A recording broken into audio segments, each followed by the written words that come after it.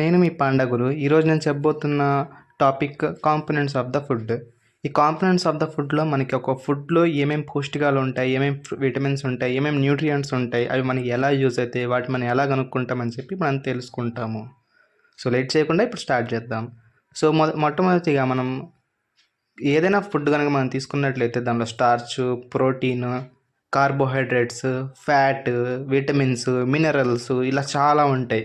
So వాటన్నిటిని different వేస్లో different పద్ధతుల్లో మనం వాటిని తెలుసుకోగలుగుతాం. సో ఫస్ట్గా మన స్టార్చ్ గురించి తెలుసుకుందాం.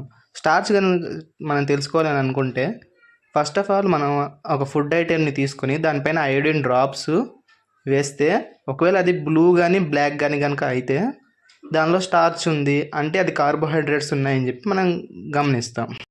అసలు ఈ స్టార్చ్ గురించి మాకెందుకు, ఈ ప్రోటీన్స్ విటమిన్స్ గురించి మాకెందుకు, వీటి వల్ల మా బాడీలో ఉపయోగాలు ఎలా ఉంటాయి అనేది నేను మీకు తర్వాత చెప్తాను. సో ఫస్ట్ ఆఫ్ ఆల్ మనం ఇప్పటివరకు అయితే స్టార్చ్ గురించి తెలుసుకున్నాం. ఇప్పుడు ప్రోటీన్ ఎలా కనుక్కోవాలని చెప్పి మనం ఇప్పుడు తెలుసుకుందాం. సో ఇది చాలా సింపుల్ టెస్ట్. ఒక సింపుల్ టెస్ట్ ట్యూబ్ తీసుకోండి. టెస్ట్ ట్యూబ్లో ఒకవేళ మీరు ఏదైనా ప్రోటీన్ టెస్ట్ చేయాలనుకున్న ఆ ఐటమ్ అనేది ఒకవేళ సాలిడ్ ఫామ్లో ఉంటే దాన్ని పౌడర్లా చేసుకోండి, లేకపోతే పేస్ట్లా చేసుకోండి. ఆ తర్వాత టెస్ట్ ట్యూబ్లో వేసి కాపర్ సల్ఫేట్ని వేసి కొంచెం నీళ్ళు వేసి కాసేపు ఉంచితే ఒకవేళ అది కనుక వైలెట్ కలర్లో అంటే బ్రింజాల్ కలర్లో కనుక చేంజ్ అయినట్లయితే దాన్ని మనం దానిలో ప్రోటీన్ ఉంది అని చెప్పి మనం క్లారిఫై చేసుకుంటాం, కన్ఫర్మ్ చేసుకుంటాం. ఇప్పుడు మనం ఫ్యాట్ని కూడా టెస్ట్ చేయాలనుకుంటే ఇది చాలా సింపుల్ టెస్ట్. జస్ట్ ఒక పేపర్ తీసుకోండి, మీరు ఏదైతే ఫుడ్ ఐటెం కావాలనుకుంటున్నారో దానిపైన జస్ట్ రబ్ చేయండి. రబ్ చేసిన తర్వాత మ్యాక్సిమం ఫుడ్ ఐటమ్స్లో వాటర్ ఉంటుంది కాబట్టి కొద్దిసేపు వాటిని డ్రైగా ఉంచండి. ఒకవేళ డ్రైగా ఉంచిన తర్వాత కాసేపు అయిన తర్వాత చూస్తే మీరు దానిలో ఆయిల్ నేచర్ కనుక ఆ పేపర్లో మీరు కనుక ఆయిల్ నేచర్ కనుక గ్రహిస్తే దానిలో ఫ్యాట్ ఉందని చెప్పి మనం కనిపెట్టవచ్చు. సో ఇదంతా ఇప్పుడు మనం టెస్ట్ అనేది తెలుసుకున్నాము. అసలు ఈ కార్బోహైడ్రేట్స్, ఫ్యాట్స్, విటమిన్స్, మినరల్స్, ఇంకా ప్రోటీన్స్ వీటి వల్ల అసలు ఉపయోగం ఏంటని చెప్పి ఇప్పుడు తెలుసుకుందాం.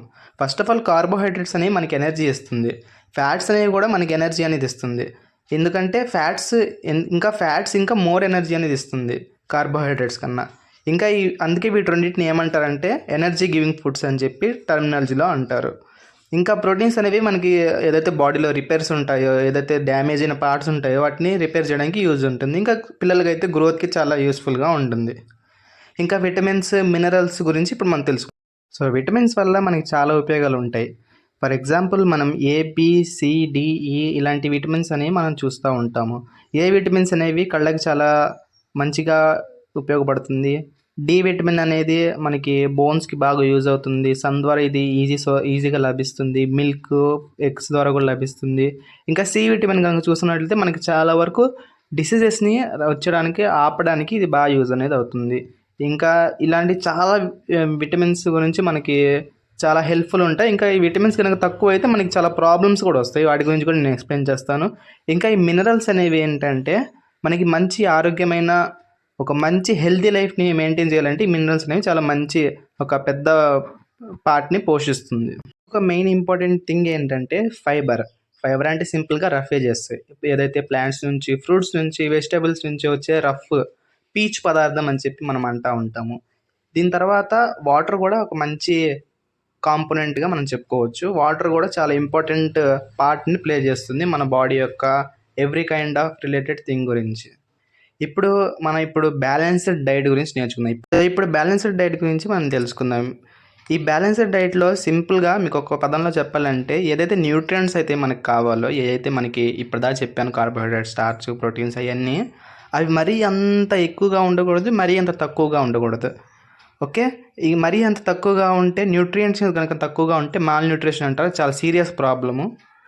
సేమ్ అలాగే ఫ్యాట్ నుంచి ఎక్కువ ఎనర్జీ వస్తుంది అని చెప్పి మీరు ఎక్కువగా కన్జ్యూమ్ కనుక చేసుకున్నట్లయితే మీకు ఒబేసిటీ అనే ప్రాబ్లం అనేది వస్తుంది. ఒబేసిటీ వల్ల చాలా హెల్త్ ప్రాబ్లమ్స్ అనేవి వస్తాయి. ల్యాక్ ఆఫ్ న్యూట్రియంట్స్ కనుక ఉన్నట్లయితే దాన్ని డిఫిషియన్సీ డిసీజెస్గా అంటాము. ఇప్పుడు ప్రోటీన్స్ కనుక తక్కువగా ఉంటే డయేరియా వచ్చే ఛాన్సెస్, స్కిన్ డిసీజ్ వచ్చే ఛాన్సెస్ ఇలాంటివి చాలా ఉంటాయి.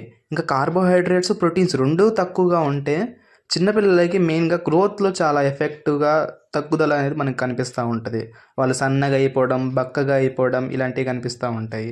సో అందుకనే మెయిన్‌గా చిల్డ్రన్స్ ఏదైతే అడల్ట్స్ ఉంటారో వాళ్ళు ఎక్కువగా ఈ కార్బోహైడ్రేట్స్, ప్రోటీన్స్ అనేవి ఎక్కువగా కన్జ్యూమ్ అనేది చేసుకోవాలి. నేనిప్పుడు మీకో టేబుల్ చూపిస్తాను. ఆ టేబుల్‌లో ఏ అయితే విటమిన్స్ కనుక తక్కువైతే ఏమేం రోగాలొస్తాయని చెప్పి మీకో క్లారిటీ అనేది వస్తుంది. ఒకసారి పాజ్ చేసుకొని ఒకసారి చూసుకోండి. ఇప్పుడు నేను మనకు తెలియకుండానే మనం చాలా వరకు విటమిన్స్‌ని, మినరల్స్‌ని పోగొట్టుకునే విషయం గురించి చెప్తాను. అదే వాషింగ్. వాషింగ్ వల్ల ఎక్కువగా మనం ఎక్సెస్‌గా వాటర్‌తో గనుక వాష్ చేస్తే దానిలో ప్రోటీన్స్, మినరల్స్ అనేవి పోయే అవకాశాలు చాలా ఎక్కువగా ఉంటాయి. ఎందుకంటే చాలా వాటికి ఏదైతే స్కిన్ పొర అయితే ఉంటదో ఆ స్కిన్ పొరలో ఏదైతే విటమిన్స్ అనేవి, మినరల్స్ అనేవి, ప్రోటీన్స్ అనేవి ఉండే అవకాశాలనేవి ఎక్కువగా ఉంటాయి. ఫర్ ఎగ్జాంపుల్ రైస్ గనుక తీసుకున్నట్లయితే మనం ఎక్కువ సార్లు ఒక 7, 8 టైమ్స్ చేస్తూ ఉంటారు కొంతమంది. అన్ని సార్లు వాష్ చేస్తే చాలా ప్రోటీన్స్ అనేవి దానిలో లాస్ అయ్యే అవకాశం అనేది ఉంటుంది. ఇంకోటి మెయిన్‌గా విటమిన్ సి గనుక మనం తీసుకున్నట్లయితే అది విటమిన్ సి అనేది చాలా సింపుల్‌గా కొంచెం హీట్ అప్లై చేస్తే విటమిన్ సి మొత్తం అనేది పోయే అవకాశాలనేవి ఉంటాయి. అని మనం వేడి చేసుకోకుండా వంట చేసుకోలేము. సో, విటమిన్ సిని మెయిన్‌గా ఏదైతే న్యాచురల్‌గా దొరికే ఫ్రూట్స్ ఉంటాయో వాటి నుంచి కన్జ్యూమ్ చేసుకోవడానికి ట్రై చేయండి. ఇది పిల్లలకు గూడా ఉపయోగపడుతుంది. వాళ్ళకి గూడా ఉపయోగపడుతుంది. సో, వీలైనంత వరకు షేర్ చేయండి. వీలైనంత వరకు హెల్తీగా ఉండండి. Thank you.